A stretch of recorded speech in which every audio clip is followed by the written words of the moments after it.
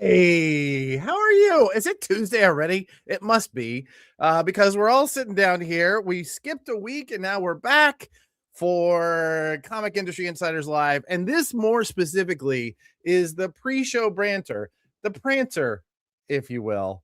I'm getting a lot of suggestions this week for what we should call it. As you can tell, my office is even messier than normal because we're just getting back. There's even legitimate suitcases right there. But let me bring in our first guest. Is probably not accurate because this is the guy who's probably going to be running the whole show, basically, because I don't really know what's going on this week. So welcome to the stage, Mr. Brian Garside. Wait, I wasn't told that I'd be running the whole show. Listen, I'm just saying you're more of a power bottom this week. Let's put it that way. Okay. All right. Yeah, that was said. So moving on. Okay.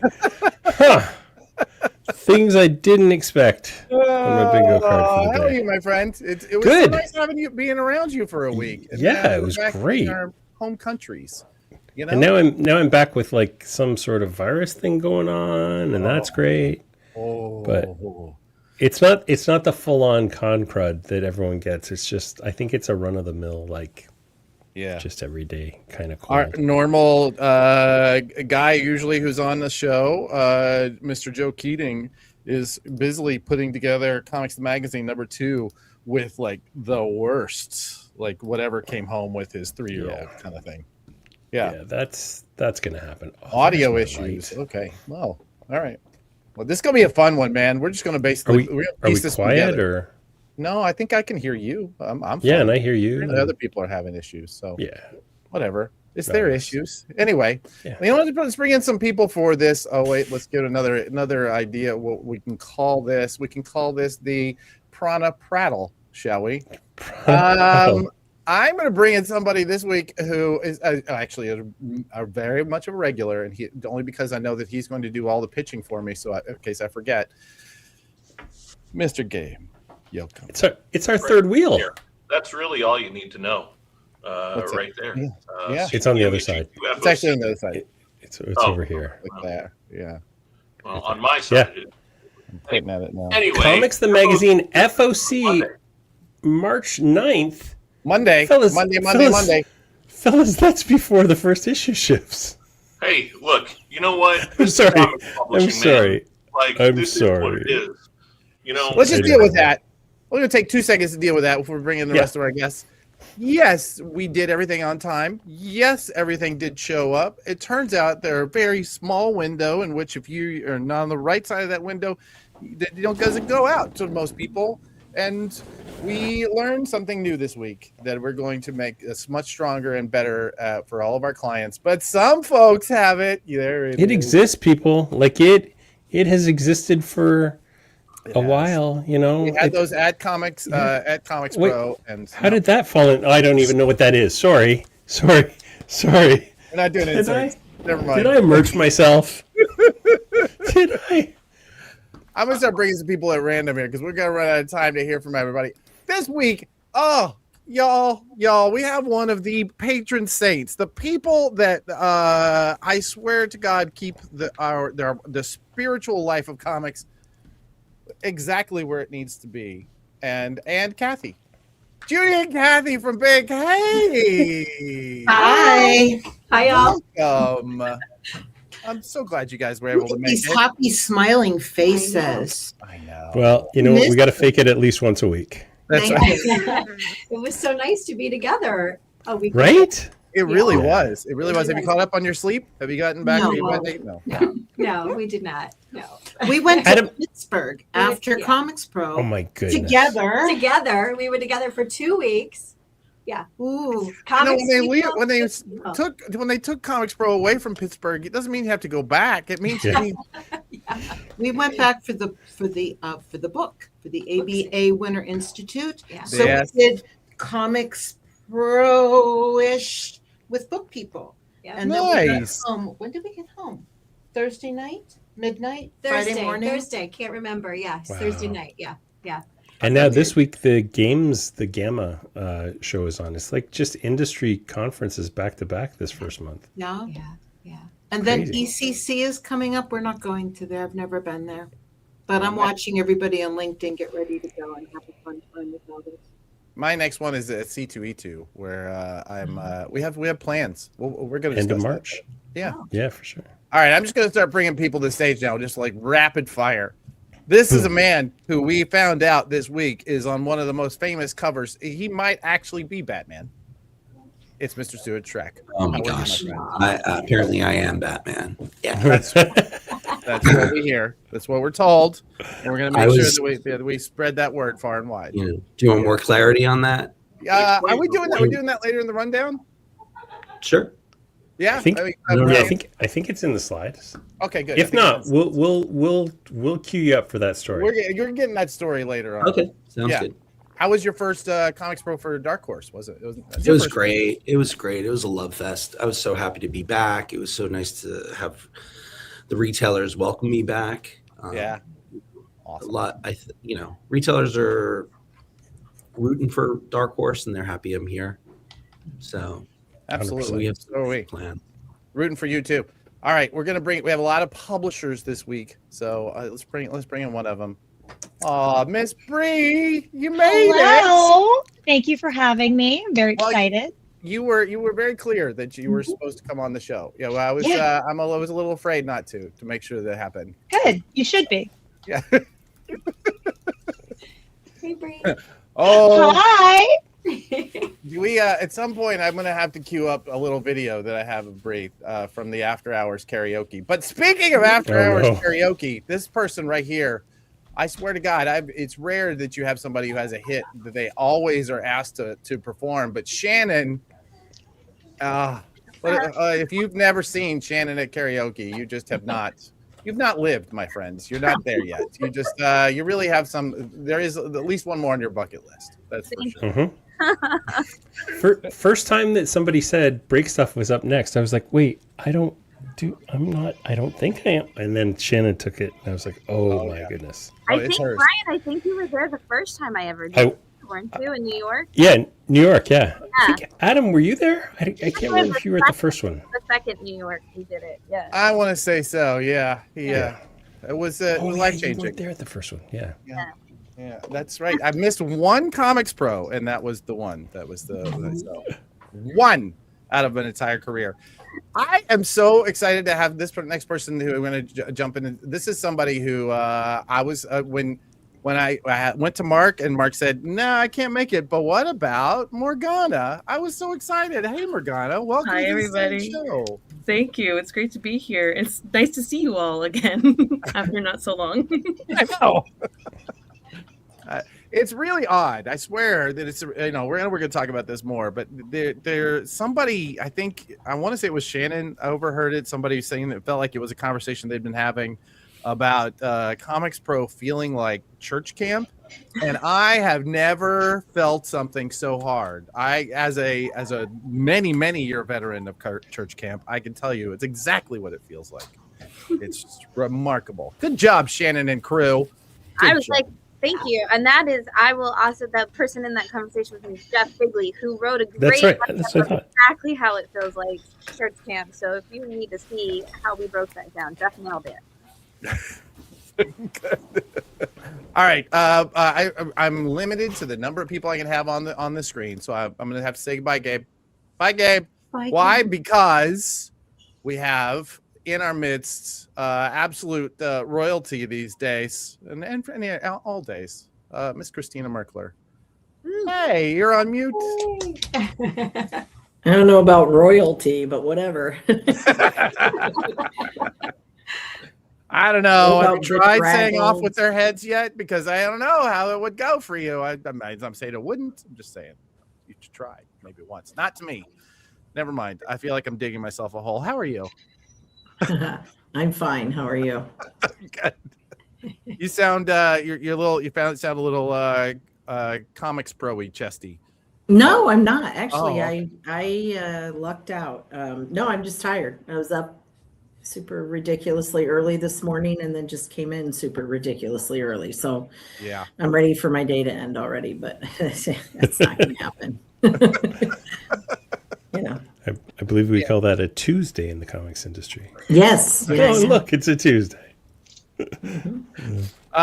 Is there anything? This is usually the time of the show where we talk about the things that we can't really dig deep in.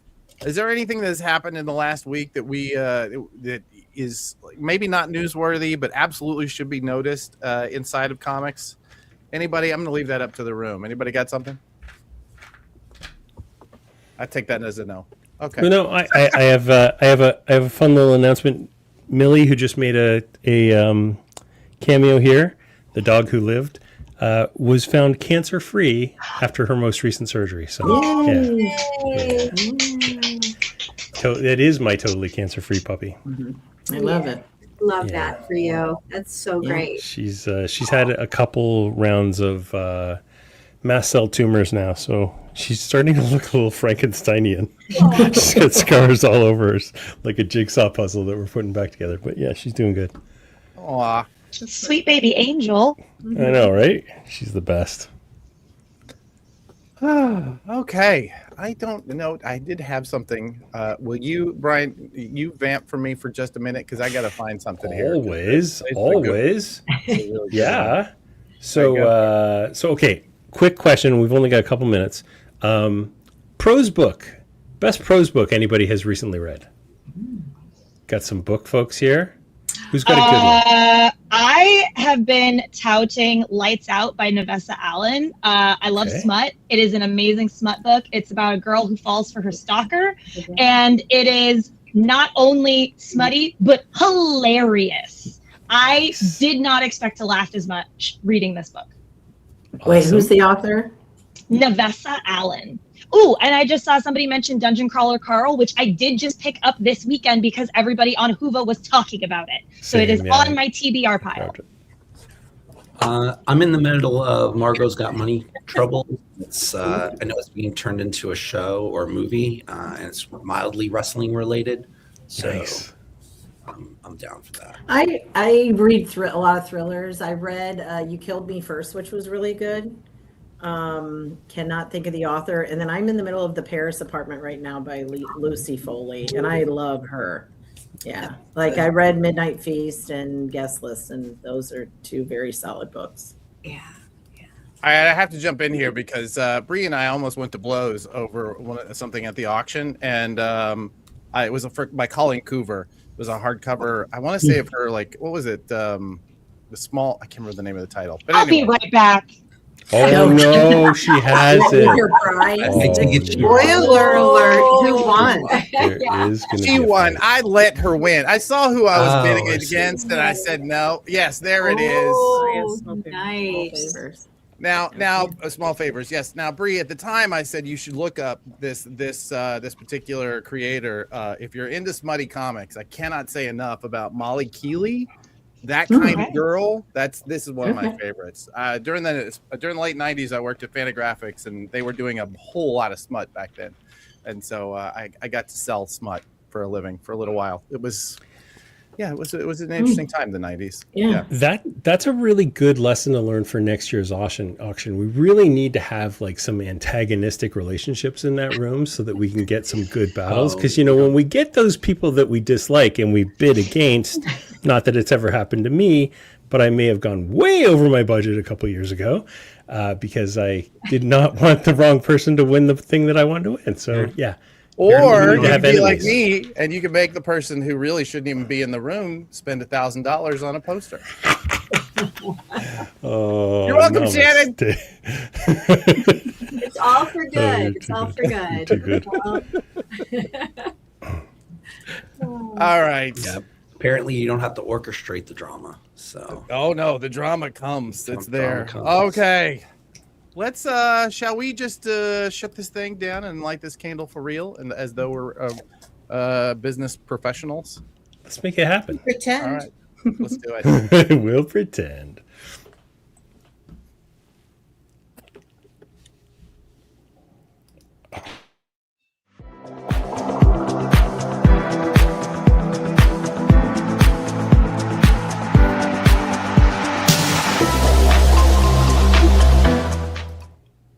Hey, it's the Adam and Brian hour that you're over there. I didn't know I would be here so early. You're on it, baby. You're on it. Oh man, right. Welcome back, everybody. We had a brief break there as we were all at ComicsPRO and ran a prepackaged live video, and thank you for watching. No, we didn't. Last week we had a live show. Did we have a live show last week? Yeah, you were in a hotel room. God damn it. Amazing. That was, folks, just for the record, last week's show was not prepackaged. I was, in fact, here. Oh, that just shows, man. That's amazing. Scrambled my brain has been for the last 2 weeks. Oh, yeah. God. Wow. Yeah. I completely forgot about that. Yeah, I know, and Brian cried. I know, Jamie. Yeah. I also remember happened, it now. We were not going to mention that, Jamie. Thanks so much for reminding me. He cried on the internet. My daughter always jokes that it's not even a joke. She's like, I've only seen Dad cry like twice. Well, if she watched the internet, she would see me cry thrice. Yeah. Yes, indeedy. Well, we are back. Legitimately, everybody's back in their home bases. I'm not crammed into a hotel, getting packed up and trying to get out. We are, I'm not yet, as you can tell, the Prana sign's not yet back up, but we're getting back to normality, as it were. And so this week we have like a huge show. I really have no idea what the running time of this show is going to be. It's a tight 60, man. We can't go a minute over 60. You're cute. I'm gonna keep you on track, son. I'm gonna keep you on track. During the pre-show banter, I talked about it being just this sandwich. We just kept putting layers on, and then this is not gonna go into our. Anyway, there we go. Yeah, there's a lot of meat here. There's a whole lot of meat in this sandwich. What are we talking about this week? Oh my goodness, we got so much going on. It's a big week. The aftermath. Who's in charge of pushing buttons this week? Is it Blake? I think it must be Blake. Right.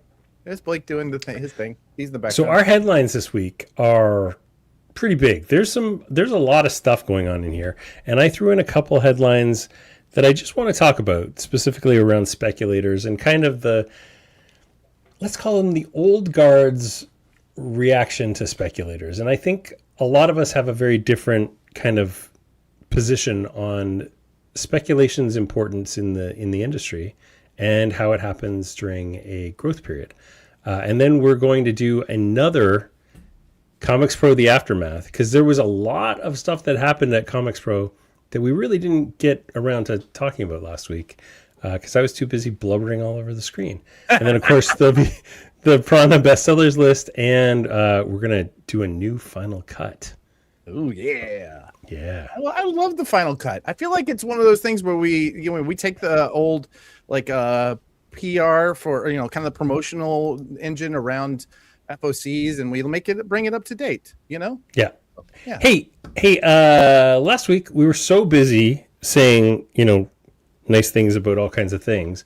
Yeah. That Tommy made a bunch of really, really great comments, and I think we highlighted a couple of them, but we didn't really focus on them. And just want to say, Tommy, thank you so much he brought me a bottle of bourbon because he knew that I hadn't had bourbon in a while. And, he was a mensch at ComicsPRO this year. So yeah, thanks, Tommy. Seriously, what a fan. I will say that this was the year where I spoke to 6 different people who said they listened to my voice in one form or another every day, which is a little weird. If you're listening, if you're one of those people listening right now, please go mix it up.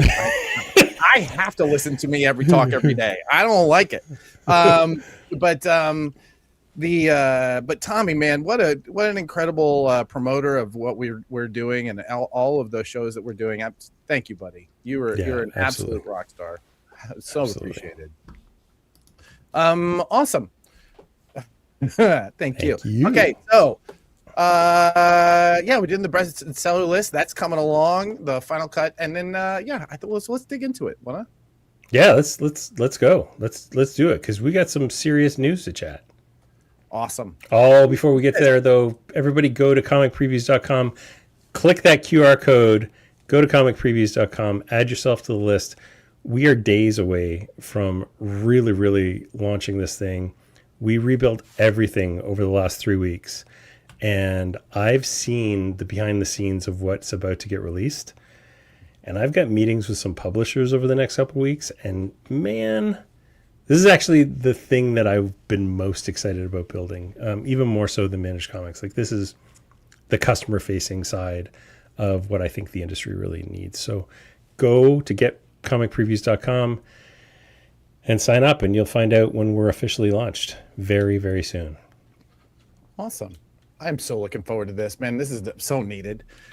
Something else that's needed, I will tell you, you know what? I don't have an issue 1 around anywhere, but we are running classified ads in Comics the Magazine.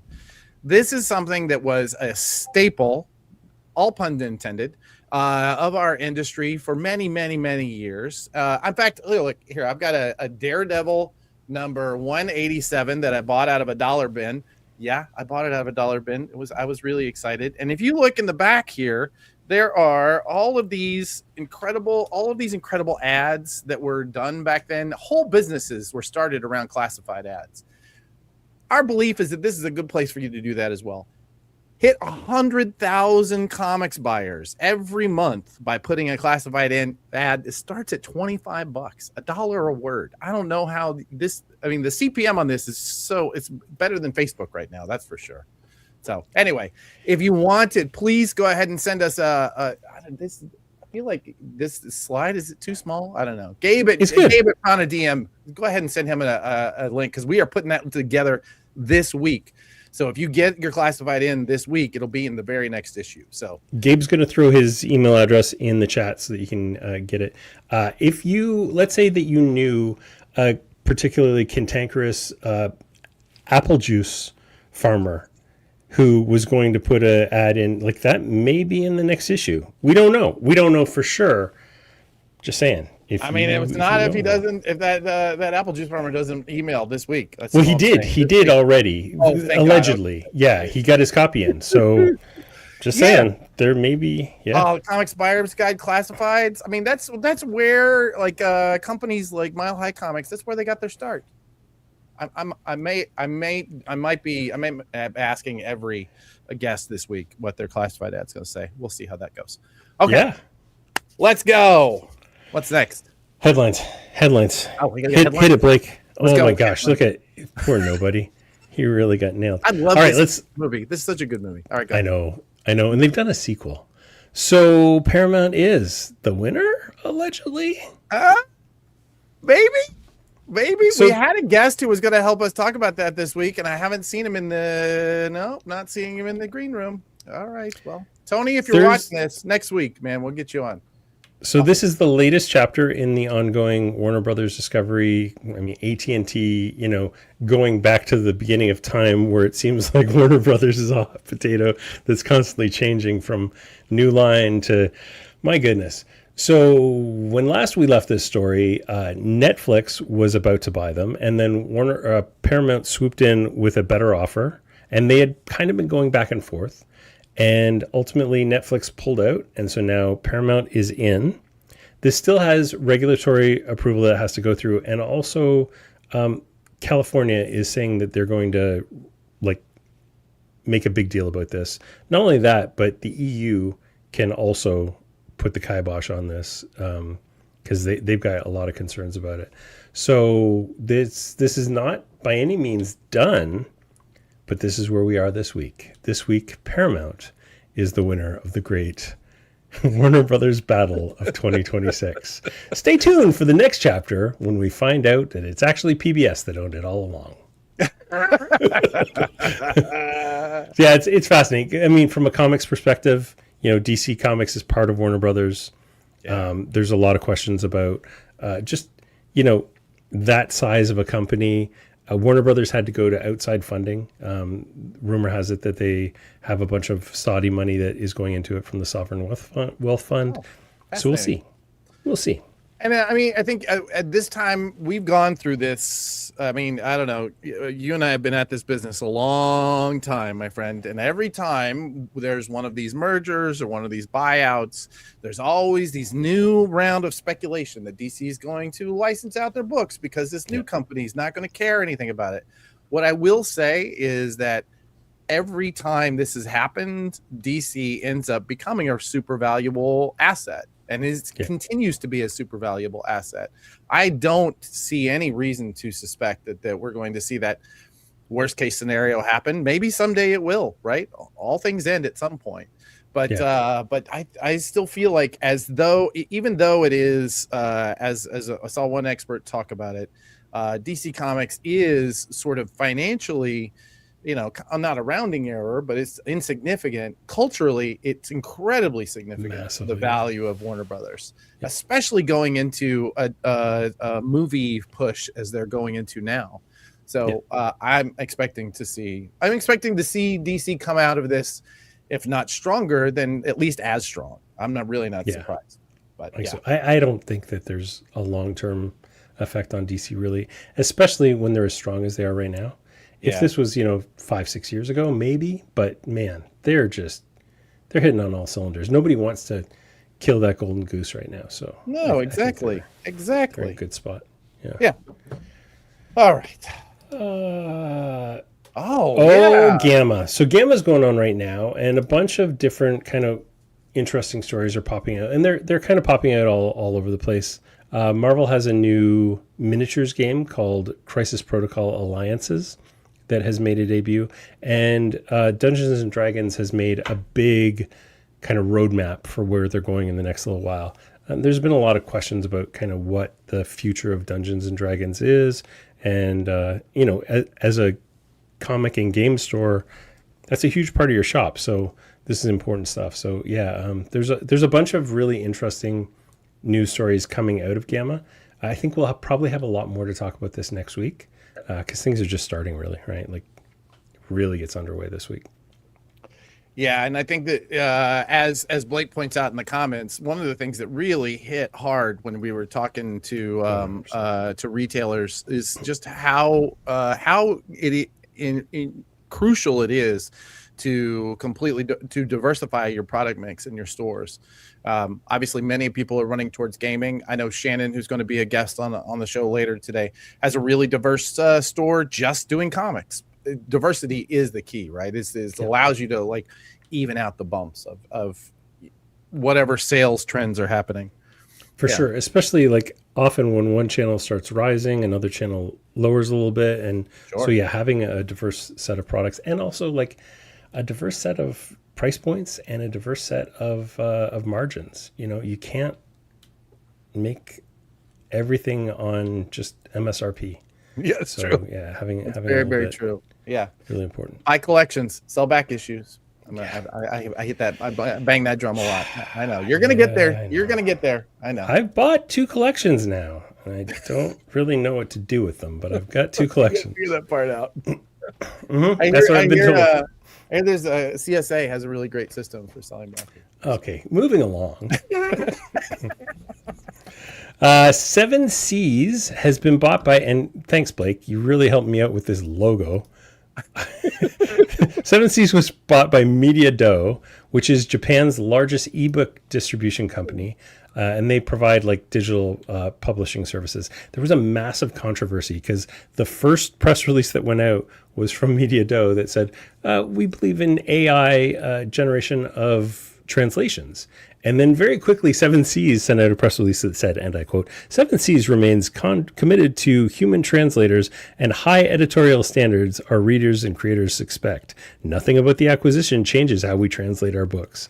So yeah, there was like this little moment where, oh no, oh, it's okay. Oh no. But yeah, it's just interesting. They're like an $80 million sale is significant for a company like 7 Seas. They do a ton of manga. And this company trying to get into print from digital is an interesting kind of way to go. Yeah, you know way more about this story than I do. This is so far outside of my wheelhouse that I'm really entertained by the AI story. There you go. Yeah, that's PR for you. PR, crisis communication. All right, let's talk about speculators. So there's been a lot of chatter on the various comic retailer boards, which I swear I don't spend a ton of time on.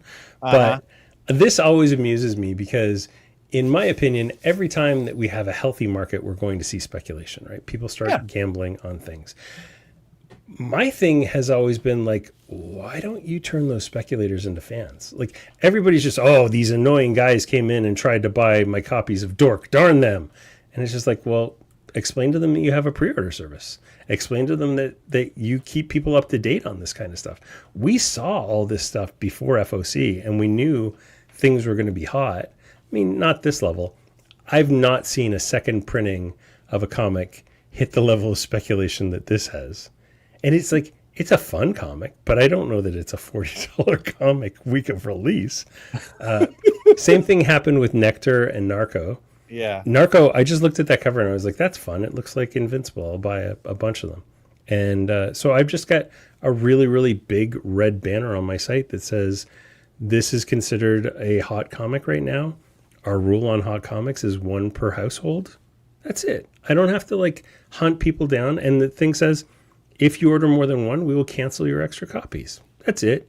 I had a couple people do it the first day, delete the extra copies, send them an email, and they're like, oh, cool, no problem. Like, I don't know. It's just an opportunity to hit new people. And then they're in my database, and now they're getting my weekly emails. Like, I don't understand where the problem is, but, I'm not an old, jaded retailer. Maybe that's the problem. I agree with you, but rather than have the two of us just expound on why we agree with each other, I want to bring to the stage the vice president of ComicsPRO and the owners of Bad City Comics and Comics. Bad City Comics Professional. Oh, that's right. I want to suggest maybe Comics, Shannon. Maybe a change of the name. I don't know. How do you at Bat City Comics Professionals, how do you guys think about this new wave of speculators and what they mean to your business? I mean, I kind of feel like Brian. It's like people who are coming in and discovering this book, like, how can I talk to them about the other things that we have? That's the same thing that happened with Absolute, right? Absolute Batman blew up. We started talking to them about other books that they could look into, other books by those creators. We actually had this last week, somebody came in on the day that the boxes came in from Lunar, and they asked Katie, our employee, they were like, hey, are those the boxes for next week? Can you just open them up and tell me Dork number 2? And Katie was like, no, but did you hear about the hot book this week, Murder Bots? That's awesome. Did you get that one? Or Murder Drones? She was like, Murder Drones is really hot this week. You should check out that hot book. And the guy was like, I did not hear about Murder Drones. What's that? And so she told him about that book, and he was like, oh, I'll get this one, and I'll see you next week for Dork. Like, it was like she immediately turned the conversation from that book that he couldn't have to this other one. And yeah. Are there some people who are like, I see the comment that there's some people who are going to be like angry when we don't have them. You're like, yeah, there's definitely going to be some people who are like, well, why don't you have more copies? Why didn't you know? Like, I saw stores that were like, oh, I only ordered 1 copy of White Sky because I didn't know, we didn't know that was going to be the book. And like, that's part of why it heats up, right? Is because it's that low print. But you do your best. Like, we're like, hey, let me get you down for the second print. Let me get you down for the next issue so you don't miss it. Like, I talk about that all the time. Like, hey, if you want to make sure you don't miss the next one, start a subscription, and then explain what a subscription is, because you can't just call me when the hot spec book is out the night before and go, can you put that hot spec book in my box, because I have a subscription. Like, that's not how that works either. But right. Let's teach you about books. Let's teach you about the process. Let's teach you what a final order cutoff is and how to find that information, from Brian in advance. I want to bring somebody else to the stage. The head of DCBS, In-Stock Trades, and Lunar Distribution, Miss Christina Merkler. Christina, why do I get the feeling that you have something to say about this? I just feel like you're ready to go. I have always thought that speculators are good for the market. Sorry, but I'm sorry, not sorry, actually. So yeah, no, I mean, speculators help get people hyped about stuff, and they go into stores looking for stuff that they would have never looked at before. Actually, when I was at ComicsPRO, I was telling Eric Stevenson, and then he kind of joked with me, but I said, I haven't read a comic in probably a year, which is just because I'm so busy, right? Like I really, really try. But I read the first issue of Narco, and I was like, oh, hell yeah. Like I could not wait to see the second issue. And I told him, I said, I really enjoyed it. And he's like, yeah, we we publish a lot of good comics. I was like, I know, I just don't have time to read all of them. But this is one that I'm definitely going to make sure that I'm getting every month as it comes out, because it like roped me right in. But I get things thrown at me all the time, and so do customers, right? So sometimes it's easier for us to sell something like that as a retailer when you have speculators who are helping you with it, because they think 100%. You're just trying to sell it to them, right? Yeah. But if speculators are like, oh my gosh, this is a hot book, it only reinforces your ability to sell it better. And I'm sure Shannon would probably agree. I think that's very, very true. We did I will not to harp too much on our previous project, but at Bad Idea, we really did work with the speculators to try and get everybody excited about our new comics, because that was the one of the people that we could run into there. But we got so much criticism because it was only speculators. I don't think it was. We were making really great books. A lot of people were buying them and reading them and telling us they read them. And for me, I know that, as a kid, I bought, we did not have a whole lot of disposable income. So I really enjoyed comics. I've loved comics my whole life, but it wasn't until I thought, oh, I can buy this and maybe resell it for more, that it justified me buying it. I never resold it, but I still bought Death in the Family. That's how old I am.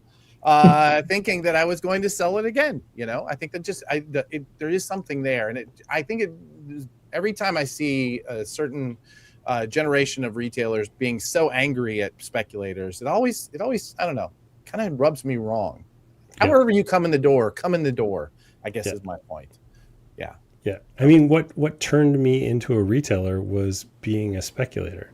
Like back in the day, back in the 90s, I was buying early Cerberus from Now and Then Books in Kitchener, driving them to Port Huron, picking up Faust, bringing them back. My mom was convinced I was a drug dealer. I was a smuggler of sorts. I was just smuggling comics from one nation to the other. So yeah, like that kind of stuff got me into it. And yeah, it helped kind of cement my fandom, right? Like this could be a business. It's not just something that's fun that I shove into a drawer and never look at again. All right. Yes, that actually does segue, since we all were talking about ComicsPRO, the ComicsPRO. Let's talk about the ComicsPRO exclusives going for insane amounts of money. Have you seen these things? Dark Knight Returns, signed by Frank Miller and Klaus Janson, $500 to $1,000. The most of the sales recently are $500. Exquisite Corpses, the little game package they were giving away, $250. Mask number 1, $50. Terminal sets are going for $110 to $120. Rocketeer Island, $100. V Friends 13, $100. When I Was Bad is running for $200. Murder Drones preview is $50. And there was a Something Is Killing the Children that I've seen selling multiple times for $50. So yeah, that's pretty awesome. And these are like today and yesterday sales too. Like these were not, usually the day after ComicsPRO, you see massive spikes in sales of a lot of these things. But this is like a week or two later, and we're still seeing numbers like this, which is pretty exciting. Yeah. It's pretty cool. Well, this does transition us. Let's go ahead and lose the slides. This does transition us to a couple of things that happened over ComicsPRO. Christina, I want to bring to the stage somebody who you announced you are going to be distributing, our folks at Yen Press and a couple others. Talk about what other announcements you made, and bringing to the stage Morgana. Welcome to the stage. Hi. Hello. So what else did you guys talk about, Christina? And then we can hear from Morgana about that. We talked about Yen Press and Viz Media. So we will be getting Viz through Simon & Schuster. And we're going to start soliciting those probably June for August is when we'll be doing that. Yep. Oh, fantastic. Yep. And before we hit, Morgana, I'll come back to Christina. I just realized, you know what? We really should do some prep work for this show. Yeah, that'd be great. You know, it'd be nice. Maybe I didn't know Morgana was coming, so that was exciting. Yeah, well, we had a conversation about it. There's a Discord channel. Anyway, so Morgana, tell us about you. I mean, this is not Yen Press's first time in the direct market. Talk about how that distribution has changed for you over the course of Diamond, because I know that your Yen Press having issues with Diamond was one of the early signals that something was really wrong there, right? Yeah, we had kind of noticed that there were some issues. For a while, we weren't even really getting that many orders, and it kind of was like something's going on here. But yeah, it's been really interesting. Kind of living in this post-Diamond world and getting, I mean, Mark and I were both getting emails from retailers we know. We're like, what do we do? There's no previews anymore. Where do we even, do we have a rep? I don't know what's going on. With it through HBG. And I know that a lot of retailers at ComicsPRO said that Lunar is going to be really great for them because they could get a Hachette account, of course. That is an option available. But it is nice for a lot of them to be able to order all their things kind of in one place, kind of like what they were used to with Diamond. It becomes a lot more complicated when you're going with Hachette and Simon & Schuster and Penguin Random House, and you're trying to kind of maximize your order as much as possible. It's nice for them to be able to have kind of a one or two hubs they can go to and get exactly what they're looking for. And it was very nice to hear that they wanted a lot of our books. Not as nice to hear that they hadn't been able to get a lot of our books. So, yeah, no kidding. What do you expect, Christina? Now that you're adding these folks, how do you expect that to be a shifting our sales in the direct market? Well, I mean, we've wanted to get manga in, but we've had a warehouse capacity issue for the last year. And we solved some of it, and then a couple of publishers solved it for us by going to PRH. It's just like, oh, okay, well, now we have space to finally do that. We've been looking at Yen Press for the last year, but they have a lot of books. They have a lot of new solicitors. Matt is all about it, and I think that the average is 71 titles, so that's quite a bit. And that's not anything that's manageable. It's the backlist of those other 71 titles, right? So that's where we want to do it right, and we've been wanting to do it right. Because we don't want to just do new solicits and then not have any of the backlist available. So it's been a very mindful way in which we want to bring them on so that we do it right, and our customers understand what to expect. And what they can expect is that we're going to hold backlists, which is something Diamond really was never very great at. And I can say that as a retailer, right? So we had a hard time because they would just solicit things just randomly, and then they wouldn't keep any of them in stock. And so we never knew. Then it was the problem with, okay, now I have to go get a Hachette. So we're hoping to do this a little better, and to keep as much of what's in print in stock that we can.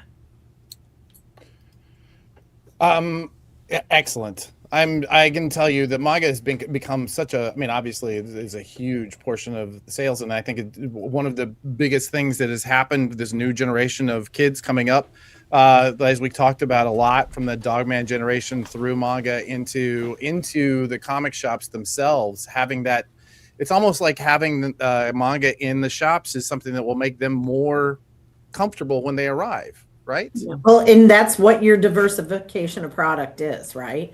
Like if you get manga, you get a different customer base coming in the door.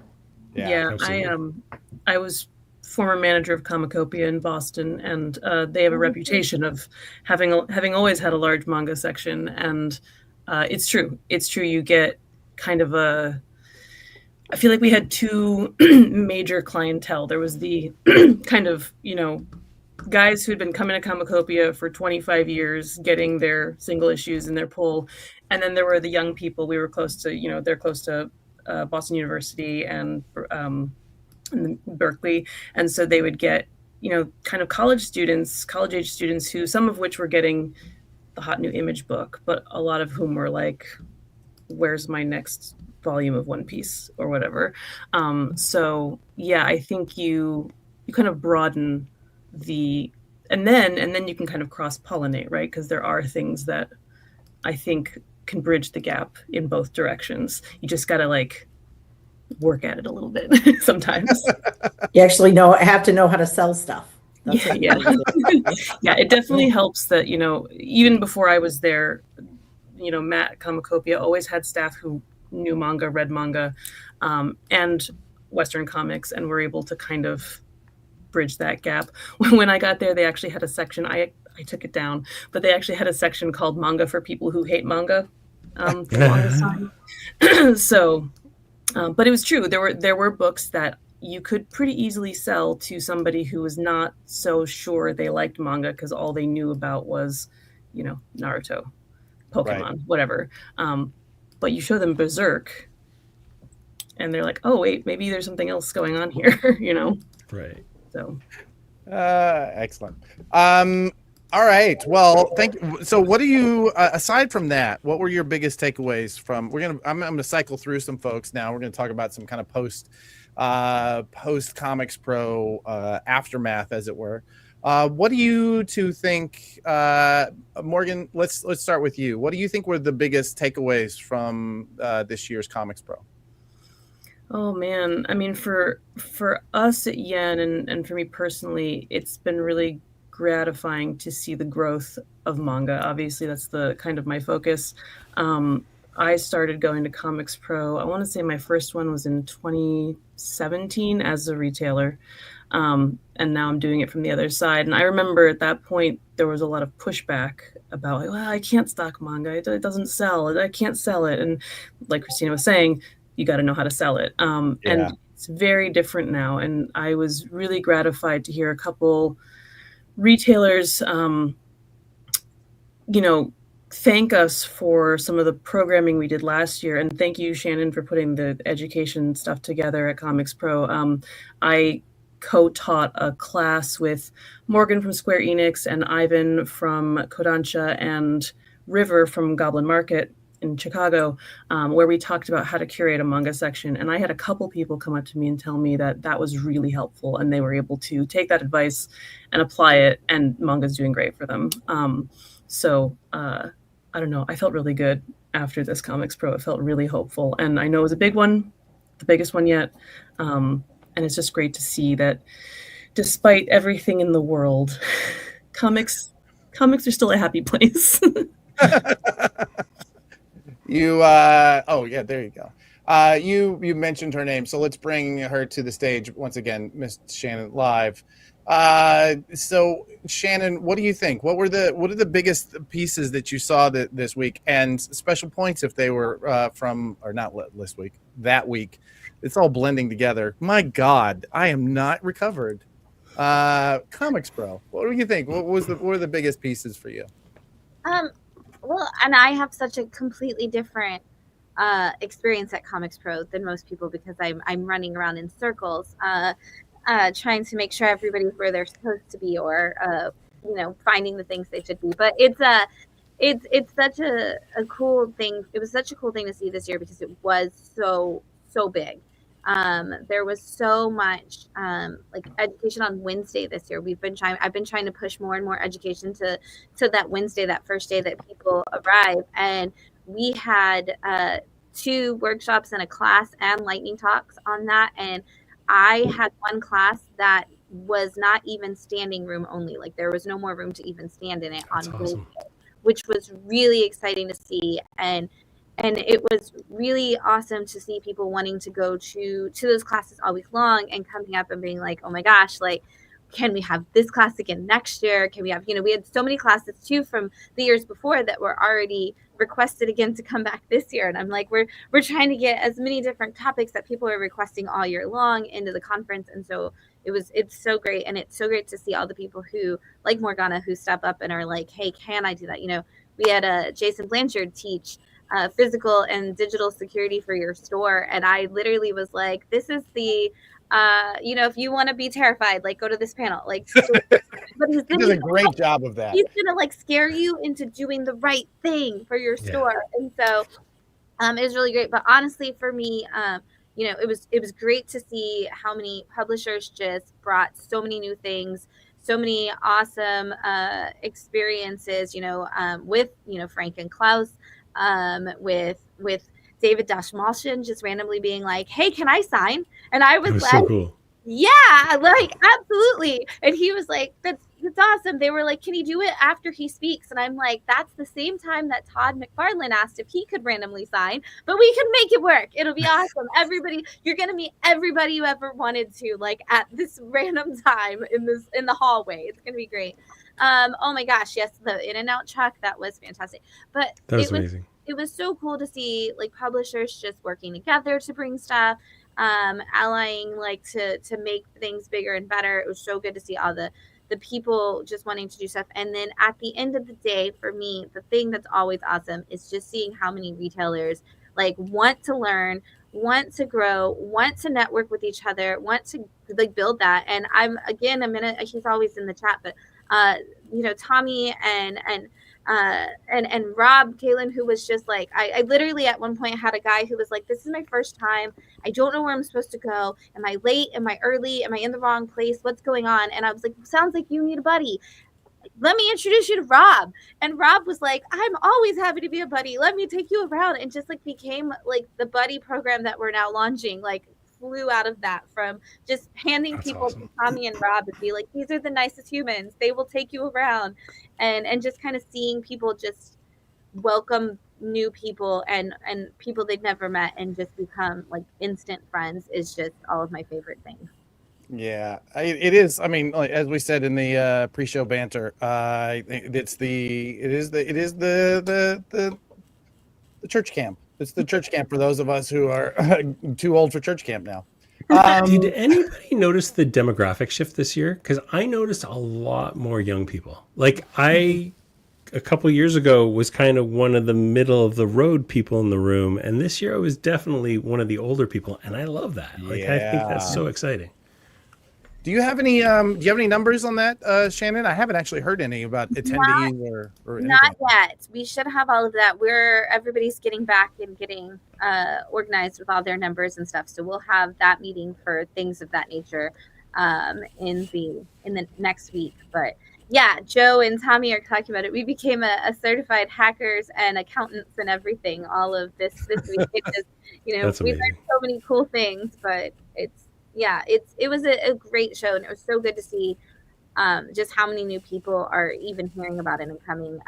We saw a lot of new stores that were like, I've never been, and I'm signing up, and I hope this is useful. And then having them come up and saying like, yes, this is so much what I was hoping for was just great.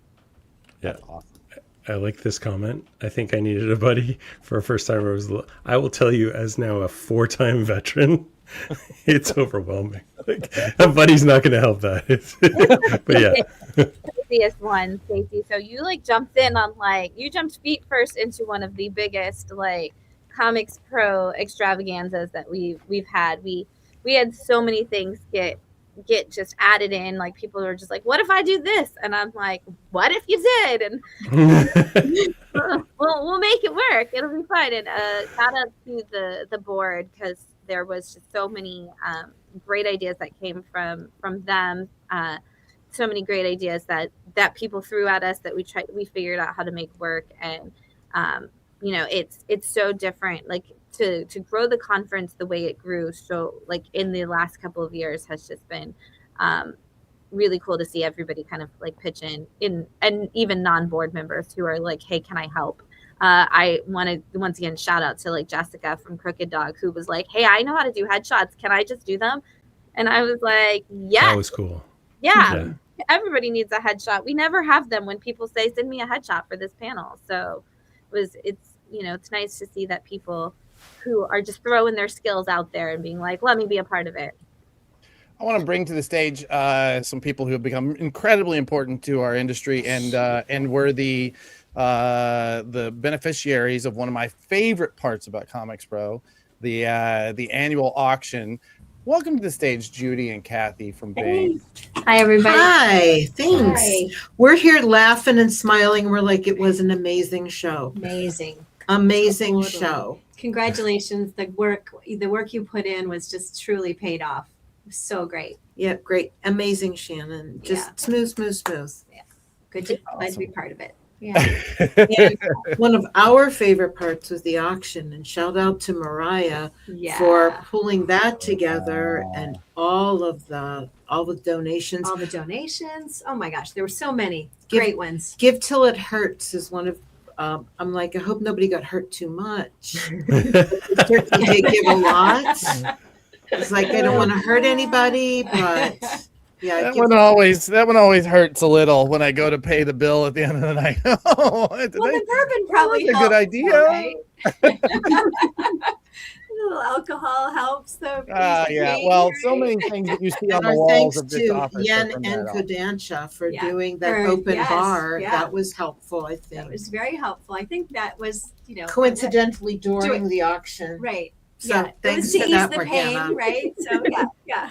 Yeah, of course. It was great to partner with Kodansha on that. I think, one of the nice things about ComicsPRO, and I think about comics in general, is it feels like we all want everything to succeed, right? We all want, Bing to succeed. We want ComicsPRO to succeed. We want our fellow retailers and publishers to succeed. So it feels collaborative. It does. It feels like church camp. It feels like everybody's singing Kumbaya, but maybe they're wearing a superhero cape while they're doing it. So, we really believe so much in it. Oh yeah, there we go. Sorry, yeah, I didn't mean to step on you there, but yeah, $65,000, which I believe last year wasn't it like 41,000? Yes. So we crushed it this year. It was super exciting. And just really exciting. That number will be a little higher. So right. That's awesome. We've got that was a good estimate. It was what?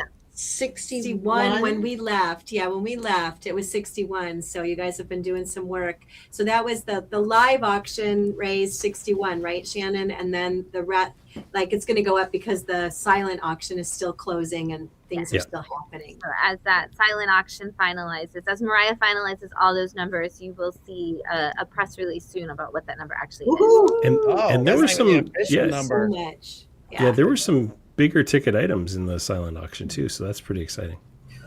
I will also say I don't want to talk out of turn for anybody, but I will say that I heard from people that are very important to me who have relied on Bink this year, and that work that you guys do is just, I don't know, it just wrenches my heart open when I think about it. Thank you so much for all that you do. Absolutely. There was another chant that was going on during the auction that was new to me, and make Judy cry.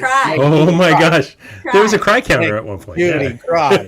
Cry meter. Yeah, there was a cry meter. I love it.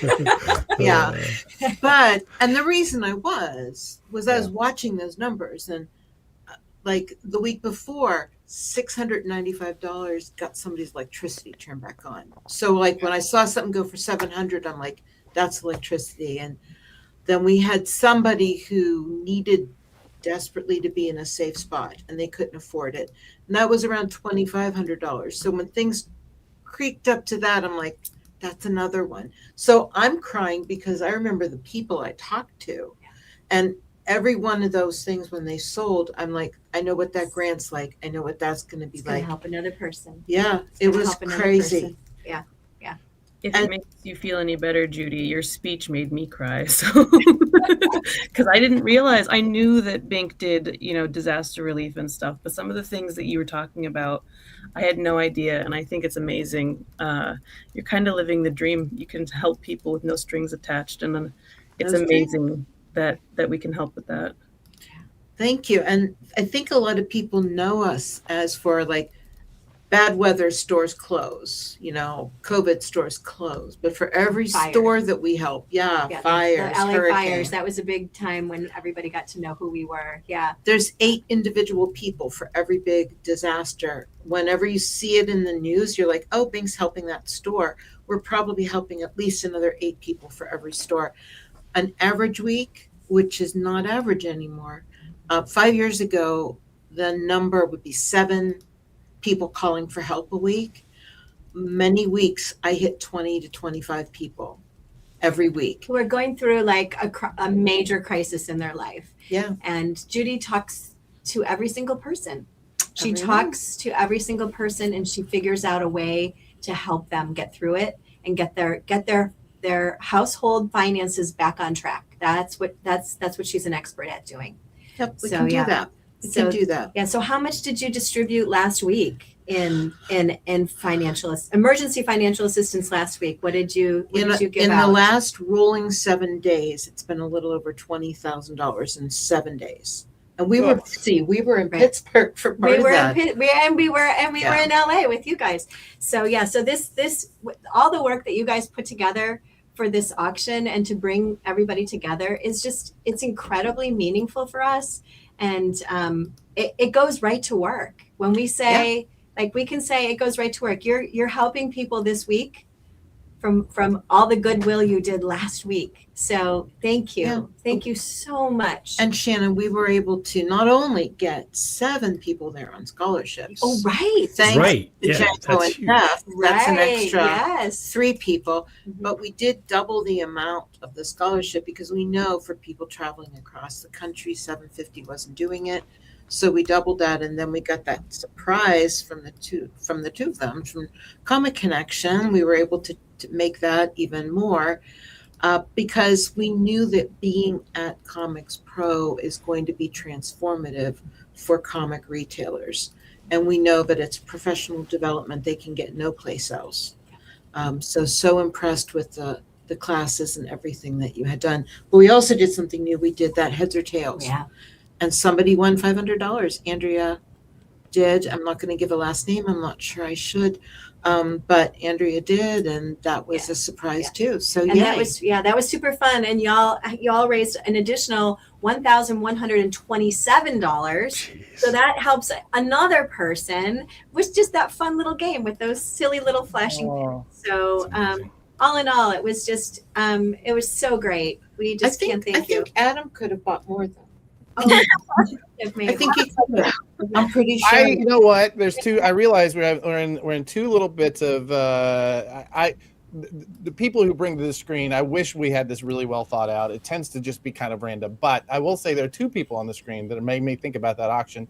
One is Christina, from whom I won that piece right there. I went toe to toe with her and spent way more than I really should. Oh, Christina had one too. Yeah. Oh, so there it is. Came up with a second one after that. It was so irritating. It's not that I wanted to take it from her. It's just that I enjoyed it.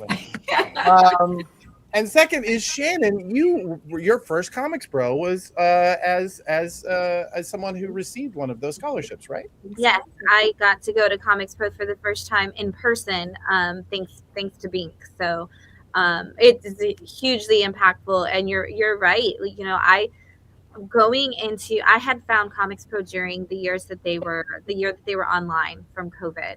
Mm-hmm. And I wanted to be a part of the organization, and then they did the next year online again, and so I did the online again.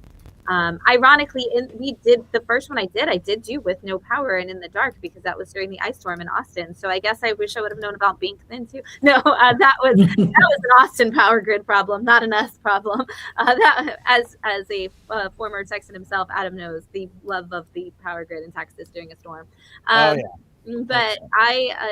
we had just moved to our entire store from Austin to Florida the year that ComicsPRO actually went back in person, and I really wanted to go. We had used our personal life savings to move everything. And I was like, I'm going to apply for this scholarship, and getting to go and getting to just walk into a room with people and meet people who I had seen on the internet.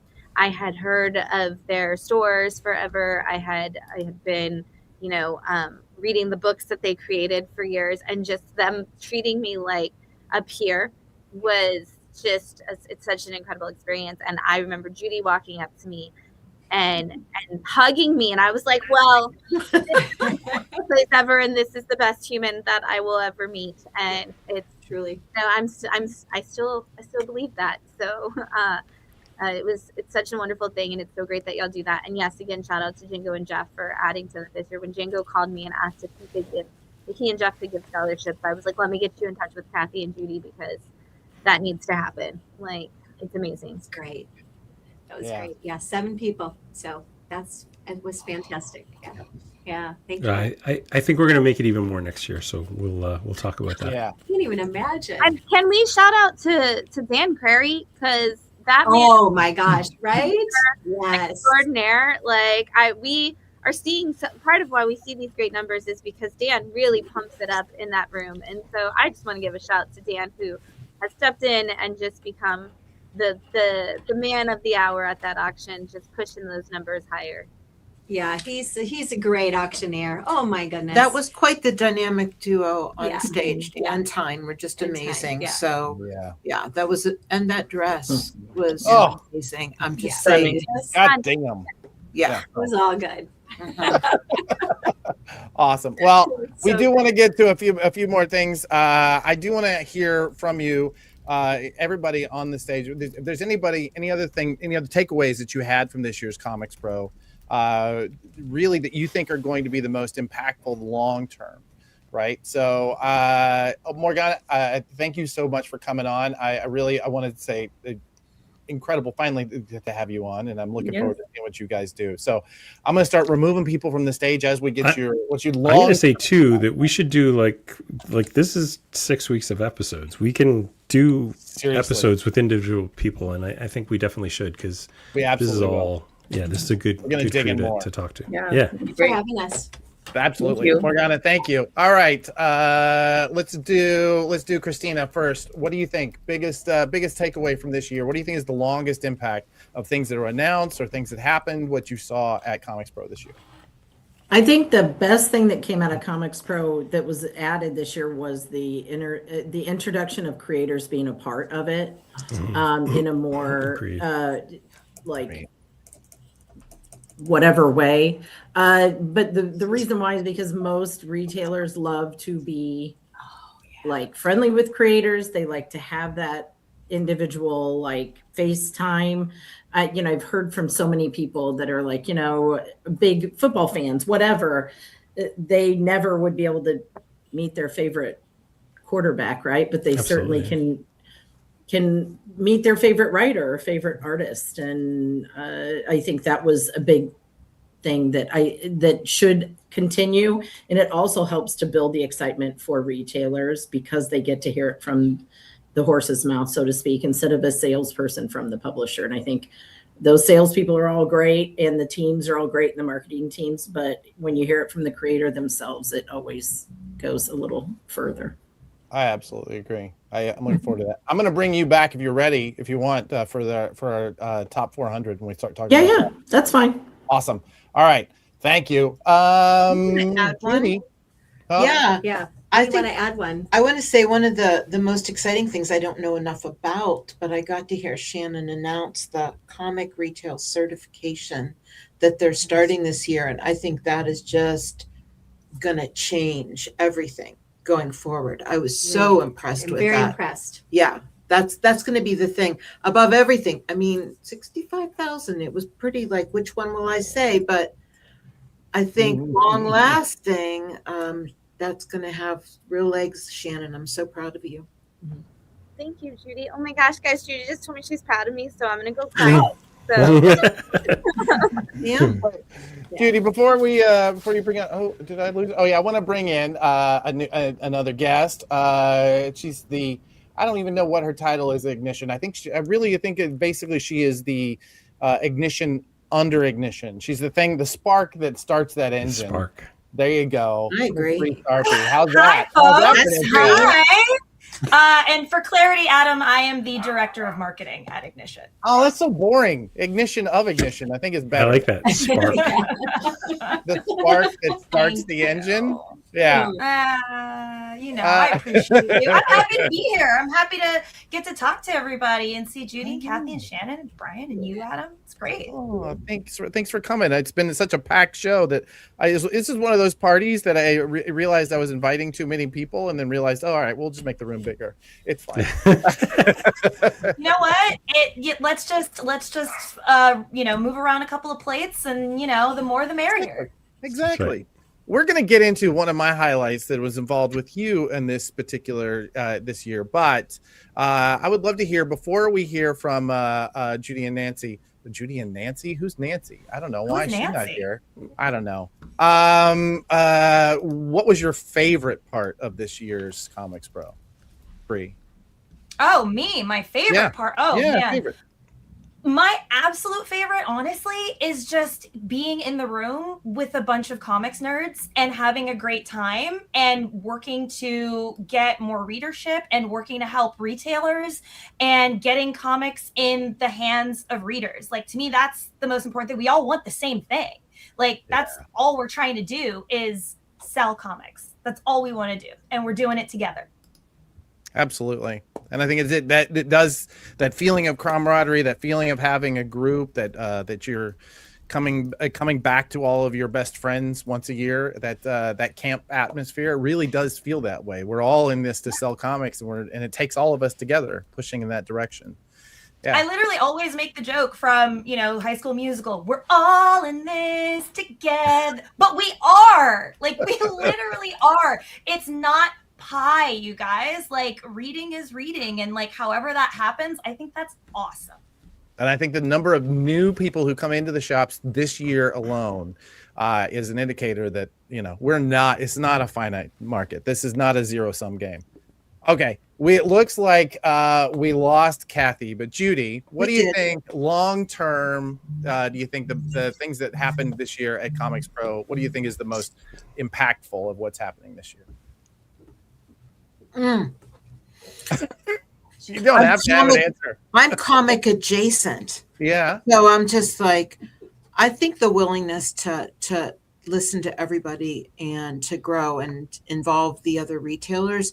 It's not just, Marco's great, but it's not just Marco anymore. And it's not just Marco and the board. It is everybody that attended all brought something unique that made it what it was. And watching that continue to compound and grow is going to be really exciting. Yeah, absolutely. I'd absolutely agree with that. All right, we have to make room on the screen for something. Let me go. Thank you so much, Judy. I'm looking forward to seeing you next month. Speaking of Marco, I'm sure that'll be announced later. Okay. All right. Bye, y'all. Bye. Bye. All right. You know what, Shannon? I'm going to let you stick around for this one. I really want to hear what you think is the biggest long-term impact, but one of my highlights this year is our good buddy Charles pulls together. He drives in from Texas to California with speakers and karaoke equipment.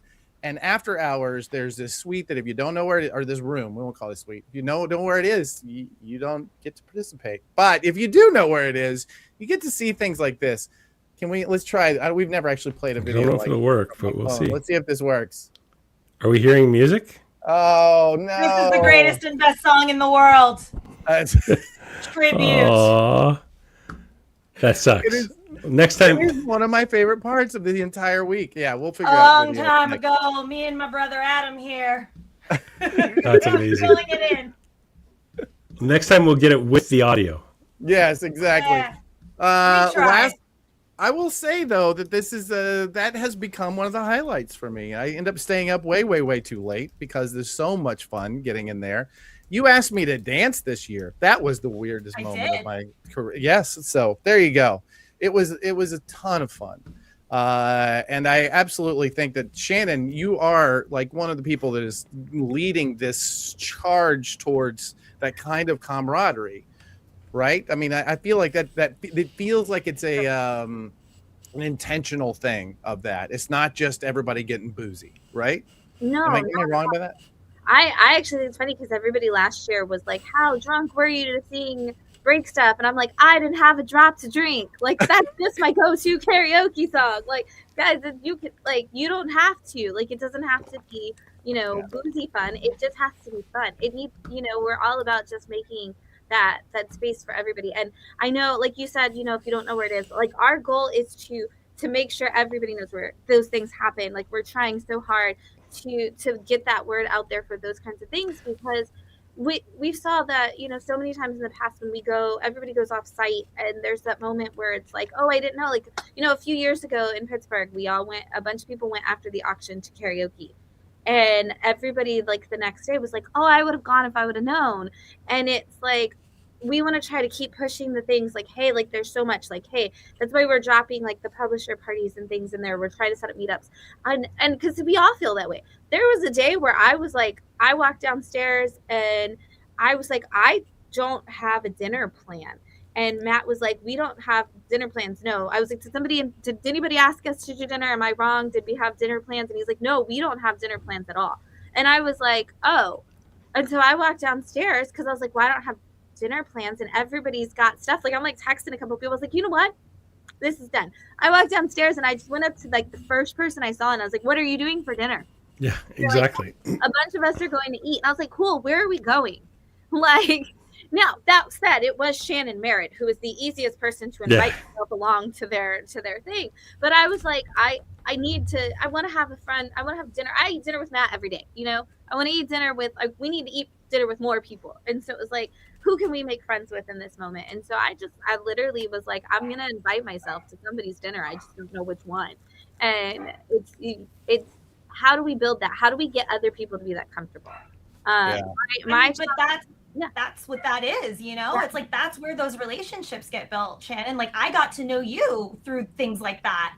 Yeah. And like, getting to do those after hours things, you get the opportunity to meet other industry folks that you would never get the chance to meet otherwise. And it's so important. It's just, to me, like, the after hour stuff is just as important as the stuff that's happening during ComicsPRO as well, because that's how we all get to know each other and meet cool people. And it's how you get to know that you are people. That was a big thing for me. That's part of why I like to go and talk to people in those settings, is because the only way that people see me most of the day is me saying, hey, here's how you build a handbook, or here's how you train your employees, or this is how you do this. And it's like, hey, also at the end of the day, I'm also a shop owner. I'm also a huge nerd. I read 77 books on Sunday, like 77 comic issues on Sunday. I want to talk about them other than just to the blank internet camera screen that I'm staring at. I want to talk to people who also probably read at least half of those books at some point. And so it's so great to go to dinner, go to an ignition party, go stand outside by a food truck, go to even just hang out in the lobby. I think somebody mentioned that earlier. I think it was Joe. Like, just hanging out in the lobby and being friends with people, and getting to know people through those things, I think is, you don't necessarily get to know them when you're sitting next to them listening to somebody else talk, but when you get to hear them talk, you do. I want to bring somebody to the stage here who, one, is one of those friends that I think has become, a lifelong member of my network, the people that we work with on a day-to-day basis, and has apparently some opinions on how to make karaoke even bigger. Stuart Strackworthy of Dark Horse Comics. Hello. Yeah, why not put the karaoke on the big stage? If it's turning into an event or a bigger brew or anything, what have you. That's a great idea, actually. That they don't, you have to be out of those big rooms by a certain time. Right. Get another one. We'll have to figure out though some way to, like, I would love to have an actual, like, night that's like just like a karaoke night. Like, that would be so awesome, because it seems now, after the last 2 years, it seems that karaoke is, definitely the thing where everybody is like, I want to that room is so packed. Yeah, and so now I think we know that now we need some more space for karaoke. For sure. I think we just need bigger space in general. I think that was one of the biggest takeaways I got from this year, was the number of publishers and other sponsors, including myself, who were told, maybe you don't go into the big room, or don't eat the meals, or whatever. Like, we were like, whoa, we paid for this. Obviously, there's a limit to how many people can be in any given room, but like it's apparently we're going to need a bigger boat. Room, and that was something that we're locked into these contracts that we do the 2 years in the same space every time, and it was like we did not. I don't think anybody, publishers, retailers, anybody anticipated the growth rate from even last year to this year, and the amount of publishers who, in the last after they were like, oh, we're bringing 2 people, we're suddenly like, actually, can I bring these 4 creators too? Or can I bring this other person? Stuart raises his hand. I wasn't calling you out, Stuart.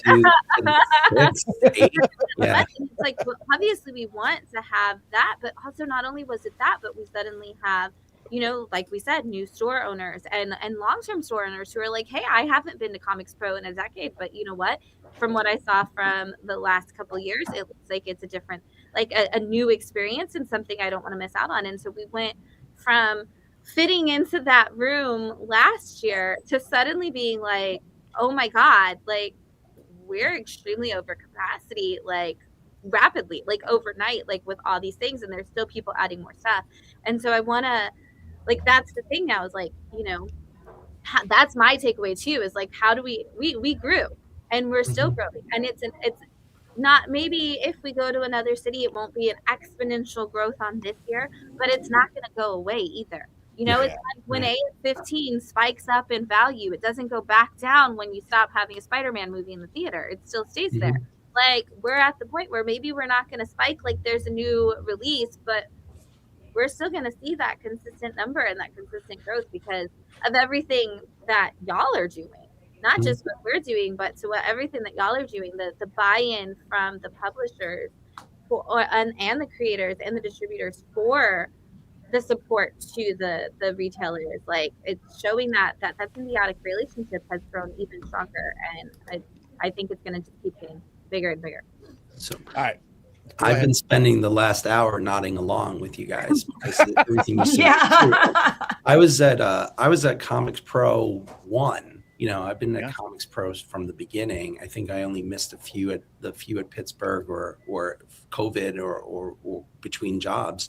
Last year, I was nose pressed up against the glass, wanting to be there, and I got to go to a few parties, which was wonderful. And people were happy to see me then and asking me what the heck was going on with Diamond.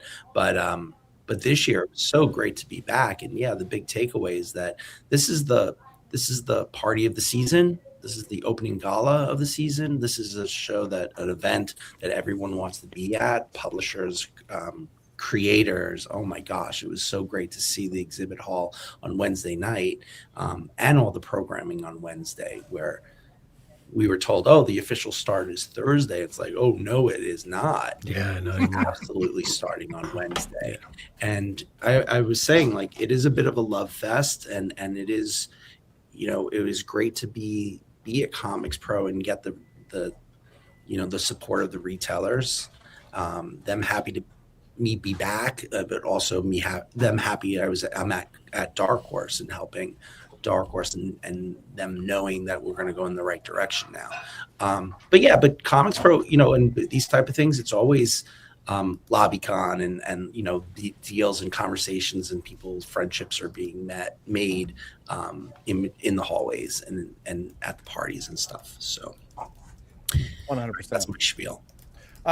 We really, speaking of being over capacity, we are way over time and we still have so much to do. Shannon, before we leave this segment, hang on just a second. Before we leave this segment, what do you think is the longest lasting impact of this year's event? What do you think is going to be the takeaway from here on out? I do think that the growth of people seeing this as the conference to kick off the year and the conference to be at is going to be the thing that continues to grow the most from here. Awesome. Bree, what about you? Honestly, I'm gonna have to agree with Shannon. Like it's the thing that, like, I mean, why wouldn't you agree with Shannon? Shannon's always right.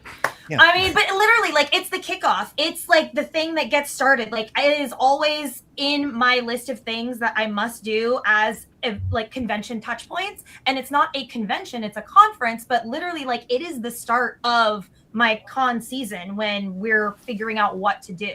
So, like, it sets the tone.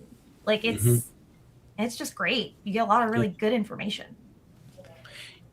Yeah. Stuart, what do you think? Yeah, I'm going to agree with them. It's a great opportunity for retailers to connect with with publishers to connect with the retailers. It's not the time to read solicitation texts, which I've noticed they weren't doing. It's great to make announcements, B2B messaging, get the feedback. And there was a lot of that this year. And really to have, talking to Marco and to hear that there were waiting lists to get in and into the place. And the creators want to be there and they understand it's important. We had Zach Kaplan sit at every roundtable to talk about his projects. And I think that helps. Beginning of the year and a little bit of the world on fire, but our house is strong and it's nice to see the support that the retailers are giving themselves and the industry. Very true. Awesome. Well, I want to thank you guys for coming. We did have another segment that we were planning on dropping into this week's episode that we're going to push to another episode because, frankly, we're already over time. You're just going to have us all back, Adam. It's fine. We're going to have us all back. Was that my segment? Like, am I done? Yeah, yours. The little bit of lore about. We're gonna. You know what? We'll do a full lore episode because there's a number of people that we could do kind of similar things to what your story is, and I think that'd be a lot of fun. Awesome. All right. I'm gonna kick the publishers out of the room so that we can talk about sales figure. Thanks, guys. Really appreciate you coming by. Thanks so much. Okay, Shannon, and let's bring. Is she still here? Is Christina still here? Yeah, she's still here. Hey, Christina, welcome back. Hi. Let's talk about the Prana bestseller list. So this is an ongoing project that we've been working on for several years now. This is right now. It is our gathering together the sales data that we get from the POS systems and sort of POS systems of Managed Comics and Comic Shop Assistant. We're able to see some pre-order sales data, we're able to see subscription data, and we're able to see on-sale data. Today, we're going to be looking at last week's on-sale data, so that this is the actual products that went through POS systems, through to comic shops, single-issue sales for the entire freaking industry. All right, let's take a look. This is the cohort. This is how we distinguish ourselves. Over 500. I think we're actually close to 600 stores, I believe we're closer to 80,000 consumers at this point. So 60. These are some older numbers we didn't get a chance to update, but this is growing every single week as these systems grow and as other people come on to help us kind of flesh this out. Why is that important? Because when you have a very small cohort, what you're looking at, one store can really set the entire number, all the numbers off. But when you put this many stores together, it's nearly impossible. You get a much better look at how the comics are selling into the stores. So let's look at them. This. Look at that. My That's God. A horse race right there. That's a photo finish. So there hasn't been a horse race like that in a long time. In a very long time. Right. DC has been leading. Although we've had weeks, Christina, where Marvel jumps way out ahead, but DC has just been keeping them at arm's length for so long. Image coming in almost like clockwork at 12 and a half. They generally are in that 12 to 14 range these days on these numbers. Let's see. Who do we have? We have Dark Horse and Ignition both on this list. Hope you guys are watching. Welcome back. Dynamite doing their thing. Oni Press, man, we keep talking about what an incredible turnaround that business is. And Titan and Dark Horse, Boom, all coming in at just under 1%. So a nice grouping of people. Does this indicate what you guys are seeing, Christina and Shannon? Let's start with you, Christina. Yes. For DCBS, IST, Dynamite, and IDW are switched, but it's pretty close. And then Titan and Oni are switched. So. Oh, interesting. Yeah. Yeah. And then once again, it goes to like, you know, even a somebody as big as DCBS, like even you have a much different view than the whole run, right? If you look at everybody together. Shannon, how does this work? How does this compare to what you're seeing and what you're hearing? Well, from what I'm seeing, I always say we're an anomaly store. You know, I have an insane amount of like indie books that have higher subscriptions than some Marvel books. Like I have as many subscribers to Toxic Avenger as I do to like any X-Men title. And so we're an anomaly in that sense, but we're seeing, you know, massive sales with DC as everybody else is, with not just the absolutes, but in general. But for us, Ignition is much higher than that on the list. For us, we have a minimum start point for every title from Ignition of 15 subs. And it works up from there because we have a huge Ignition following here at our store. But we are seeing, you know, we see a lot of traction in those things. So for us, I would say like Ignition comes right under Image. Our Image sales are higher than 12%. Our Image really, it runs really, really high up there. Sometimes it's above Marvel for us with Image, just because we do have such a huge indie market. And we see a lot of, you know, the Dynamite books sell from those, all the nostalgia point books. But we're definitely seeing a lot of Oni with their new titles, a lot of Dark Horse with their new titles and things like that as well. Awesome. I will say, so looking at the list, what we're seeing obviously is not surprising. Absolute Wonder Woman and Absolute Martian Manhunter are the top two. Absolute Wonder Woman looking at 34 copies per store. Absolute Martian Manhunter 25. Punisher #1 coming in at number 3 with 22 copies per store. Amazing Spider-Man Venom Special. Amazing Spider-Man Venom Death Spiral coming in at 18 copies per store. Absolute Batman 17 still on there, even that's though from the week before too. That's from the week before. 15 copies per store sold last week, the week after it came out. Incredible. I think as I'm scrolling down, I'm looking for who is Image enters the list at 21 with Universal Monsters Phantom of the Opera. And I apologize. Normally I try and do this ahead of time, but you're getting me live. Conan the Barbarian at number 36 from Titan Comics. And then it really, IDW enters the chat at the Rocketeer, The Island at number 1 at number 42. Surprisingly strong too. Like that was a really strong book. Don't sleep on that Rocketeer. It is a public domain dream come true.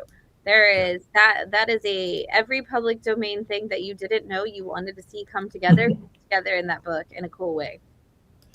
Here's something interesting. Murder Drones came in at number 45. Murder Drones #1 came in at number 45 from Oni Comics at 6 copies per store. However, it comes in behind on the list for total sales. It comes in behind Wolverine Weapons. It only had 4.5 copies per store. What this tells me is that there are stores that are killing with this, and other stores that just don't know what Murder Drones is. They don't have an 11-year-old like I do who knows who Murder Drones is, you know. So I mean, it's fascinating to see these sort of outliers come in and take on, you know, the big dogs, as it were. So yeah, awesome. What were did you have any favorites that we haven't talked about? Is Ted okay coming in at number 57? Thank you, Mad Cave Studios. So good. Murder Podcast at 61. Murder Podcast number 5 from our friends at Ignition. Oh man, what a good book that is too. That's such really good. I can't wait for that one to get turned into some kind of show or something, because it's such a good, such a cinematic story, as most Jeremy stories are. Jeremy Hahn is so good at telling you something you anticipate being a great thing. You know what wrapped really well was I really liked Rodney Barnes and Chris Sheehan working on a 30 Days of Night book together. Oh yeah, that was such a good choice for a team up on that for sure. I'm trying to think. I'm looking at my list from last week because I read 2 weeks together. So for Wind Down Your Weekend, if I miss a week, like when we're gone at something like ComicsPRO, I have to do both weeks together. So that's why I read 77 books on Sunday. So I'm like, which ones were this week and which ones were the week before? Like my brain is like, I don't remember which one goes which, but I don't even know how you remember everything you read. Oh man, maybe it's because I'm so old now. I don't know. People always ask too. They're like, "Where do you hide the notepad on Wind Down Your Weekend for all the books?" And I'm like, "I don't write anything down."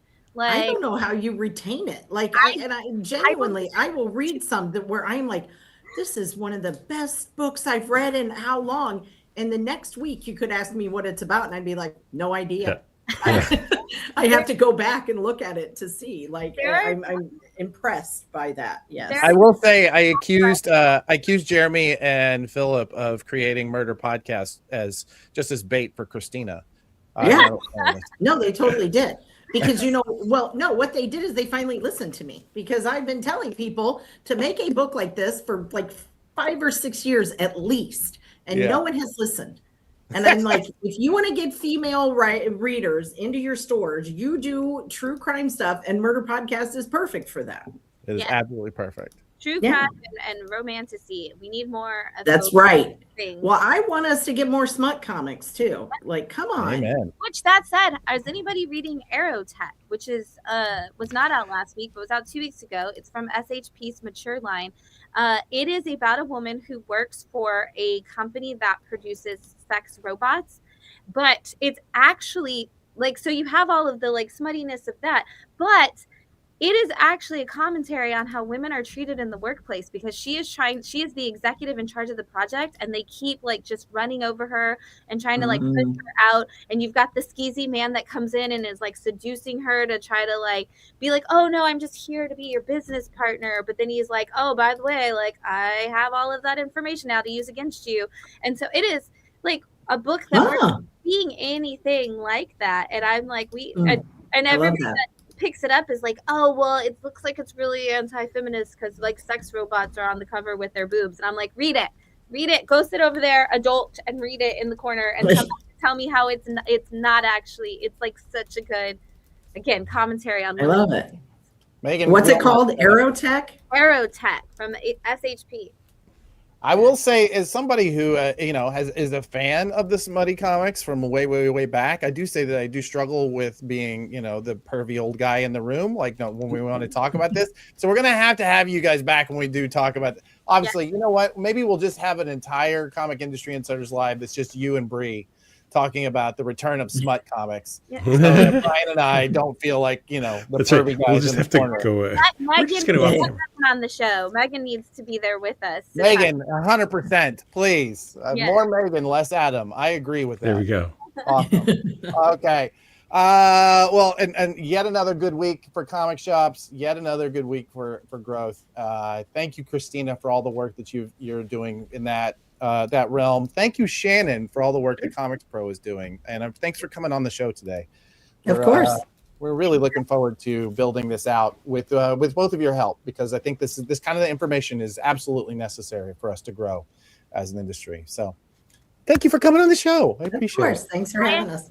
I have to say before I go, you said we all had to give our little classified ads. So to Christina's point, I would run a classified ad that says "Wind Down Your Weekend with Shannon." I read all the books, so you don't have to. I'm saying for $1 a word, you could go into CTM number 2. Gabe, if you are not already in the comments with your email, I don't know what's going on, my friend. Get that email out there. That's right. It's gabe@pranadm.com. Thank you, Christina. Thank you, Shannon. And looking forward to next time. I have no doubt there will be one. Awesome. All right. So let's get into our FOC. The final thing in our show is the final order cutoff. This is a thing, something that I've actually really come to really enjoy, which is a short video package about a book that's coming up on FOC. Retailers, you are making the choice this week to order this.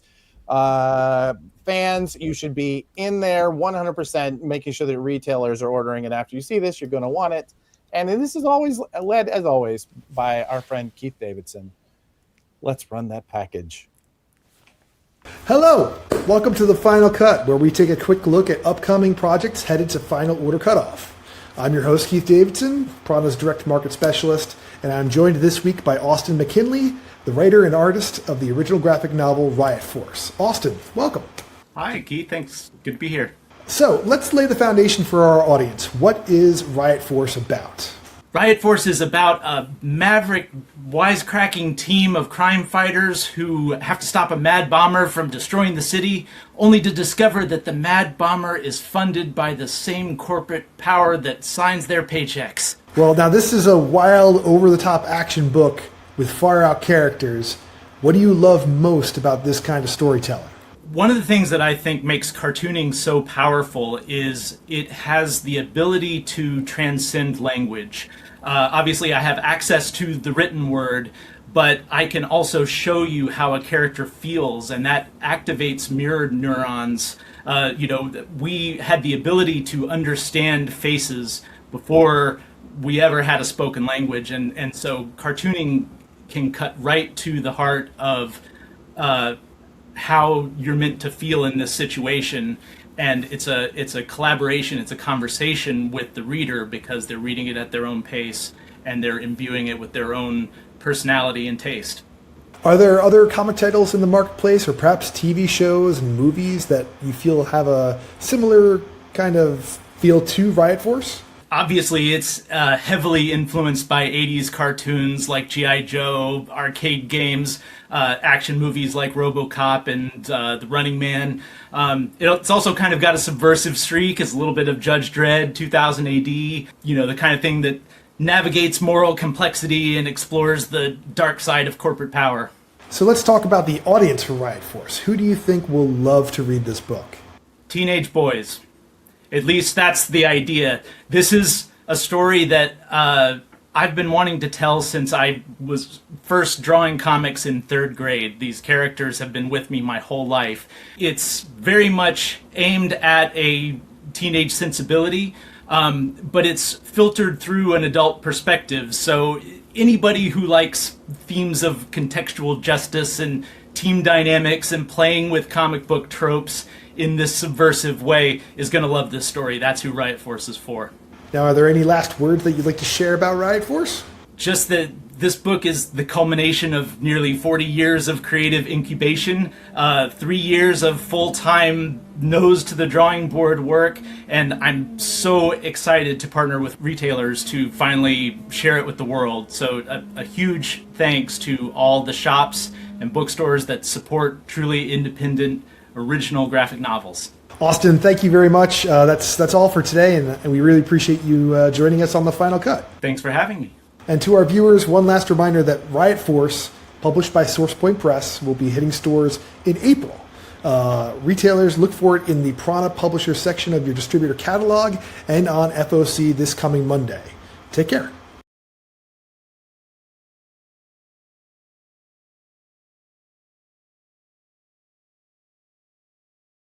And we are. Here we are. I wasn't sure if Blake was still there or if he had a power outage.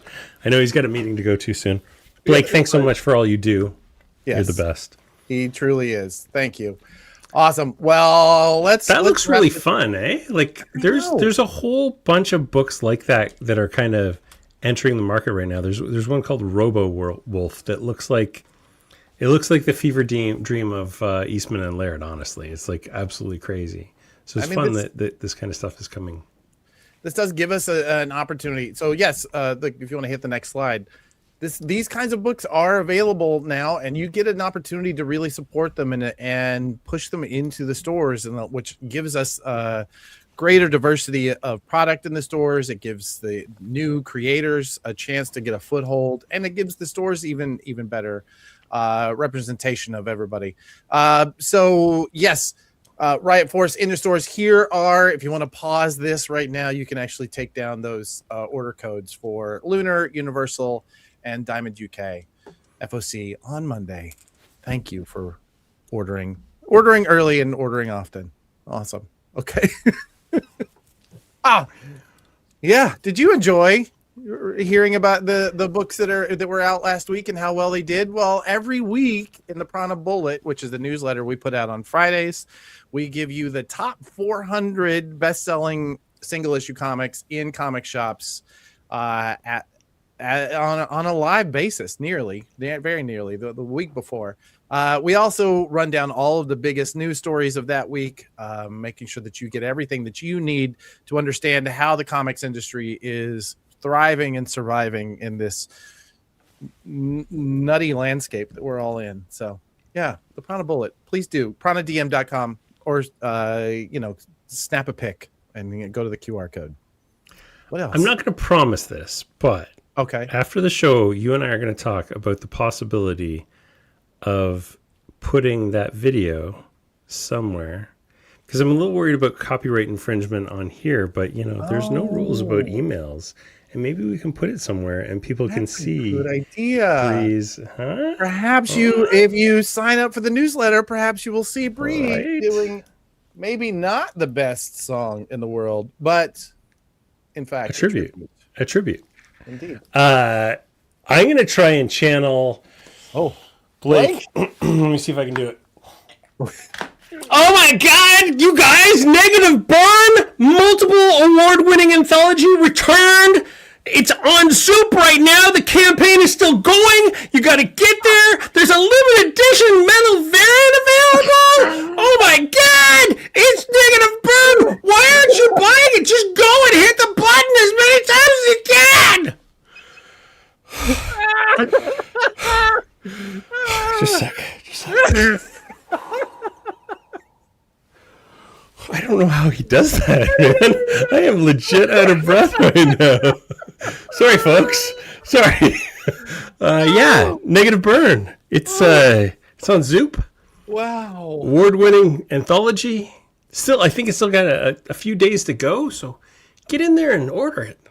Blake's buzz is what's going to happen to my speaker now. That's incredible. I know, it was really loud. I was trying to pull back as far as I could, but I didn't know how far back I had to pull. But yeah, well, you know what? I bet you we got attention from people, so there we go. You woke everybody up. All right. Sure. All right. Back to my dulcet tones for the next. Oh, God. Yes, this is on its closing days. Please do check out Negative Burn. Absolutely. Because it's been a fantastic campaign, and I'm so glad you guys have been able to support it. And you haven't.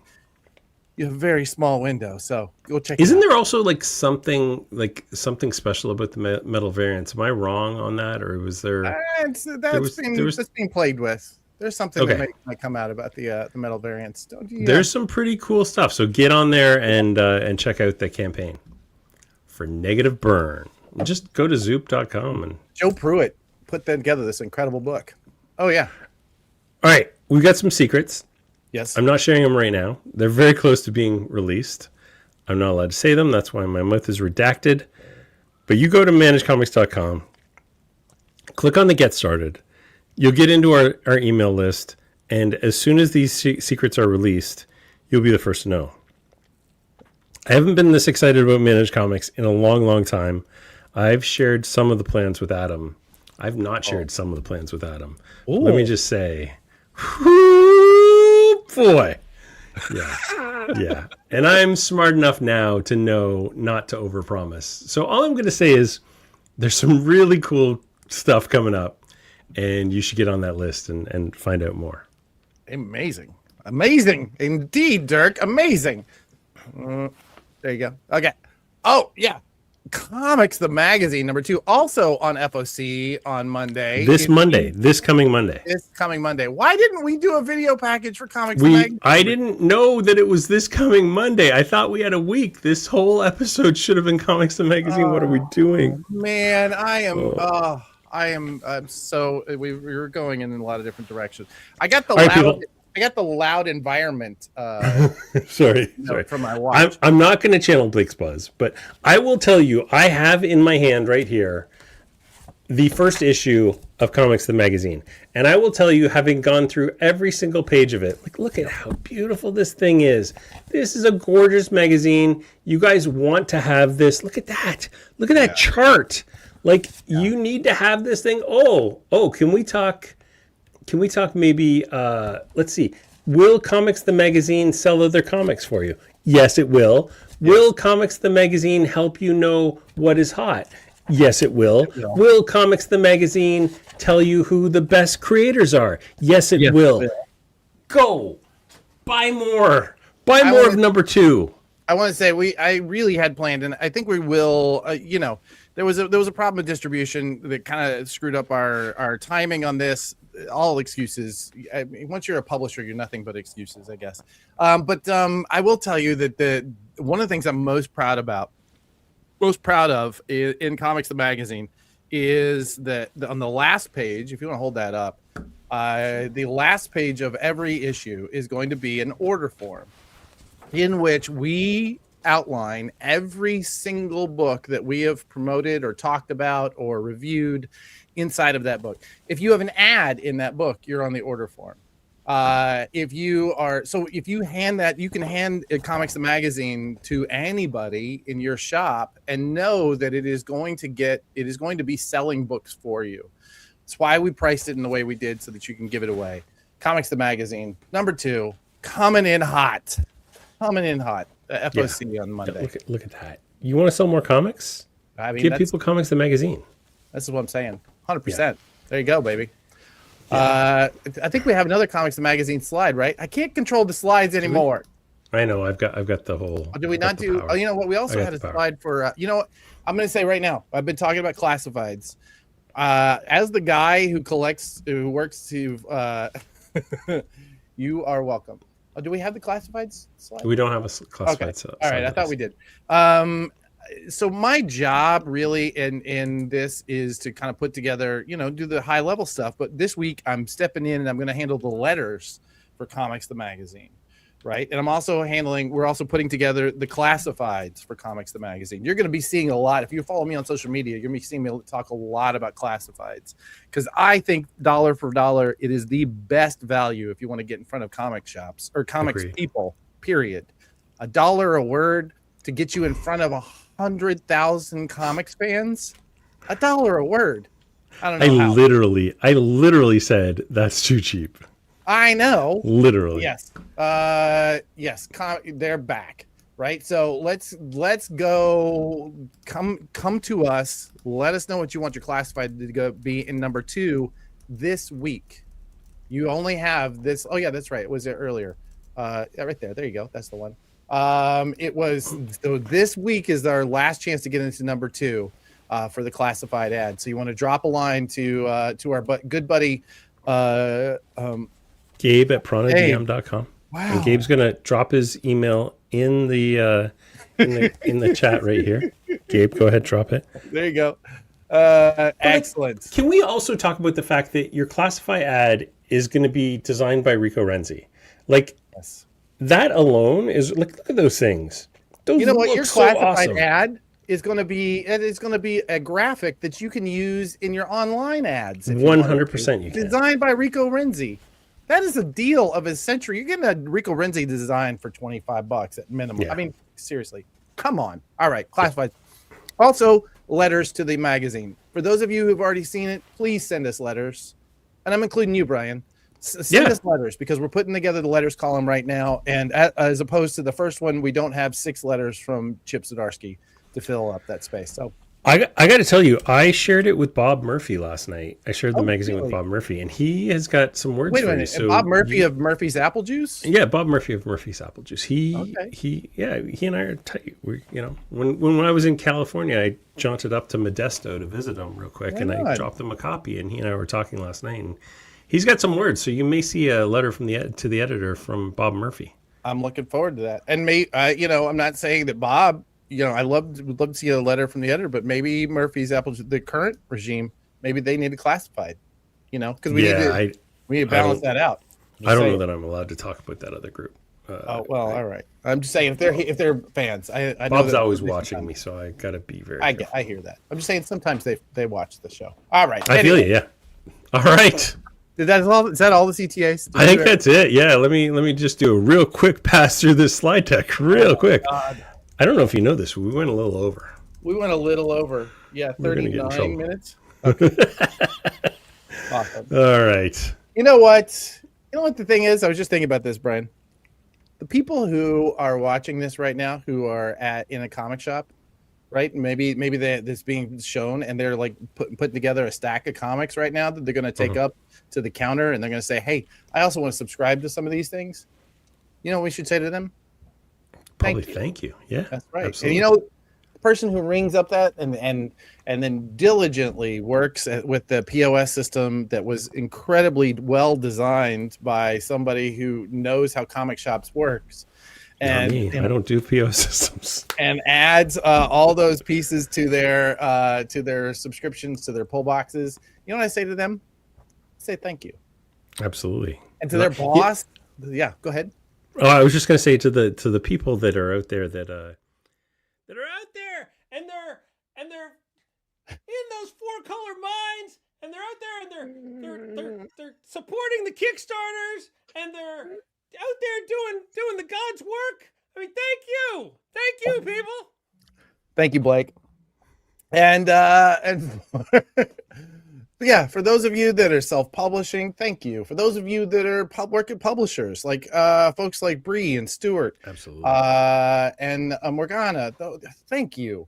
You devoted a career that could have been spent somewhere else to selling and saving comics. Thank you. And to all of you, I get to say a really hearty thank you, because this week you did something special. You saved comics. Thank you. Namaste, y'all. Namaste.